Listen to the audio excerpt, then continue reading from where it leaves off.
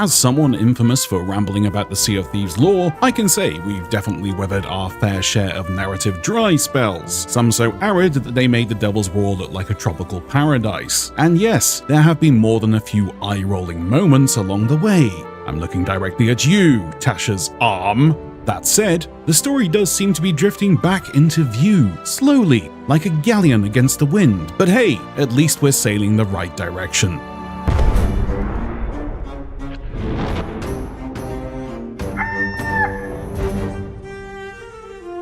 As with most things in Sea of Thieves that dare to involve anything resembling a story, it's never as simple as following a quest marker or reading conveniently placed journals. No, Rare has instead chosen the more interpretive approach to storytelling. If you want the full picture, you're often required to cobble it together like some kind of nautical conspiracy theorist, piercing clues from in-game scraps, cryptic tweets, obscure live streams, and if you're particularly desperate, official comic books and novels that may or may not still be in print. Now, I'm not saying that I hate that. I actually really love it. If it was as easy as uncovering a journal and finding everything out at once, well, I'd be out of a job. But this story wasn't just layered, it was the narrative equivalent of a mutant onion, genetically engineered for maximum complexity and emotional eye irritation. Every time we thought we'd reached the core, there was another fleshy ring of lore waiting to mock our efforts. One such layer involved the bold step of reaching out directly to the Sea of Thieves' own lore deity, Mike Chapman, via Twitter, because naturally, when you're lost in the sea of ambiguous dialogue and vague environmental storytelling, the only logical thing left to do is to tweet at the creative director and hope he throws you a life preserver made of exposition. To his credit, Mike did respond as he normally does, and honestly, at this point, we half expect him to start selling decoder rings or a subscription-based hint service, anything to help us mortals make sense of this swashbuckling fever dream.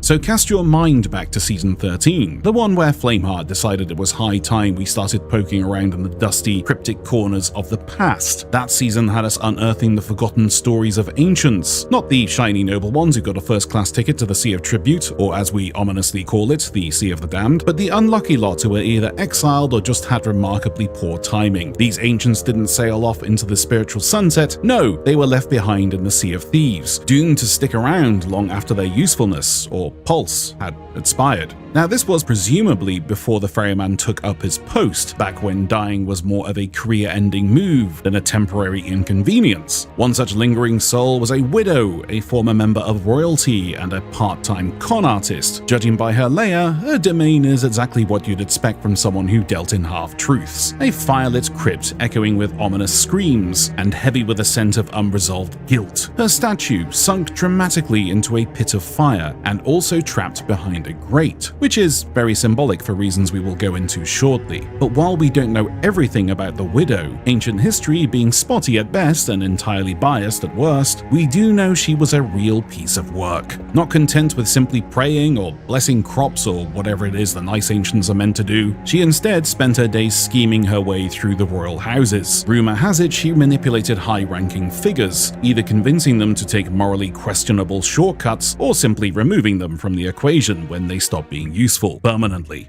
Unsurprisingly, when the ancients ascended to the Sea of Tribute, the land of heroes, philosophers, and those who didn't backstab their way through dinner parties, they politely declined her RSVP. Apparently, divine enlightenment has a guest list, and so she remained here in the Sea of Thieves, sulking through eternity with the same energy as someone who's been left out of a group chat for vibes. And in the new voyage for Season 16, Flameheart sends us out to unearth a mysterious ancient, and things immediately get weird. Strange totems start popping out of the ground, never a great sign, and wouldn't you know it, they're marked with the widow symbol. Digging deeper, literally, we eventually uncover a sarcophagus, and lo and behold, it too bears her mark. The skeleton within, it's her, the ancient widow herself. Or rather what's left of her after a few centuries of being snubbed by the afterlife and stuck in magical storage. Now, these so-called good guy ancients are not pleased with this archaeological progress. In fact, they're visibly trying to stop you from uncovering her. You can literally hear them screaming, "We buried her for a reason, you idiots!" during the mission. This brings us to the true puppet master behind the curtain, the man with more lore power than an entire library of fire, Mike Chapman. In a classic Chapman twist, it was revealed that these These ancients, although they appear as wispy phantoms, are actually physical beings. Their presence in our world is a kind of magical projection from the Sea of the Damned. Think FaceTime but with fewer emojis and more existential dread. Pirate ghost Zoom calls, essentially. You're not just dealing with holograms, you're dealing with ghostly diplomats phoning in their disapproval from the beyond.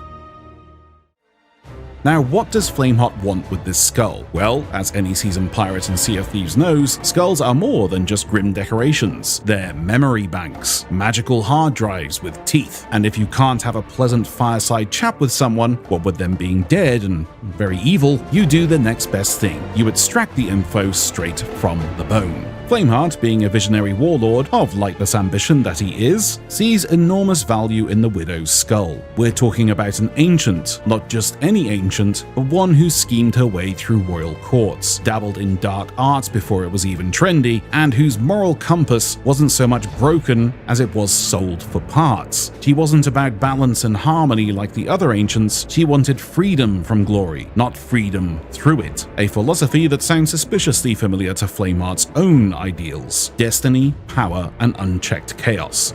All the good stuff. So what does her skull likely contain? Oh, just a casual treasure trove of forbidden ancient knowledge, stuff the good guy ancients went to great lengths to erase, suppress, or at the very least, bury in a coffin sealed with an ominous symbol. We're talking ancient weapons, dark spells, long-forgotten abilities, and, I don't know, the ice zone and stuff. What's he going to do with that knowledge? Well, with the pace things are going, we'll probably know by season 27 or something. But that pretty much wraps up the storyline for this part for now. More will undoubtedly come as more things unlock this season. So this season of Sea of Thieves has graced us with the arrival of the Order of Bone and Blade, an elite cabal of skeleton mercenaries who once served under the ever-dramatic Flameheart during his original reign of terror. You know, back when the seas were darker, louder, and smelt more strongly of burning ambition and low-grade cannon smoke. Now, it's unclear exactly how Flameheart resurrected this long-forgotten bony brotherhood. Did he consult the mystical orbs tucked away in the ancient shrines? Possibly, but the game never explicitly says, which is probably intentional. But here's where things take a turn from the ominous to the oddly convenient. These skeletal soldiers, despite being fanatically loyal to Flameheart, a man whose entire personality could be summed up as wants to burn the world and scream at it, will now happily help you out on dig quests, even if you're working for the Gold Hoarders, the very trading company Flameheart has spent multiple monologues moaning about. It's the narrative equivalent of Darth Vader joining the PTA. Naturally, this raises questions that require answers that require, once again, Mike Chapman. According to the lore team, the explanation is simple. The Order of Bone and Blade are loyal to Flameheart, yes, but they've also been dead for several centuries. And let's be honest, skeletons aren't exactly known for their intellectual rigor. These guys were dug up after a centuries-long beach holiday, still clutching their swords, presumably wondering if the war is still on or if anyone bought snacks. From their perspective, their glorious leader vanished without so much as a goodbye letter. They sat loyally on the shoreline, got buried by the tide of time, and then were suddenly unearthed by a random pirate with a shovel and a shopping list. So now, they're just happy to be here, happy to be useful, probably a little confused, and definitely very bored. And keep in mind that Flameheart wasn't always a skeletal warlord with anger management problems. He actually spent a good chunk of his time on the seas as a flesh and blood human, the kind who probably monologued at tavern tables until everyone left. Even during his bony phase, he still had plenty of human followers. So the Order of Bone and Blade? They likely have no idea what century it is, what's changed politically, or why people are wearing so much purple now. As far as they're concerned, they've been on an extended nap and are clocking back into work like nothing happened. Their boss disappeared, the war paused, and now some living pirates are barking orders at them. And honestly, that tracks. Business as usual, just dustier.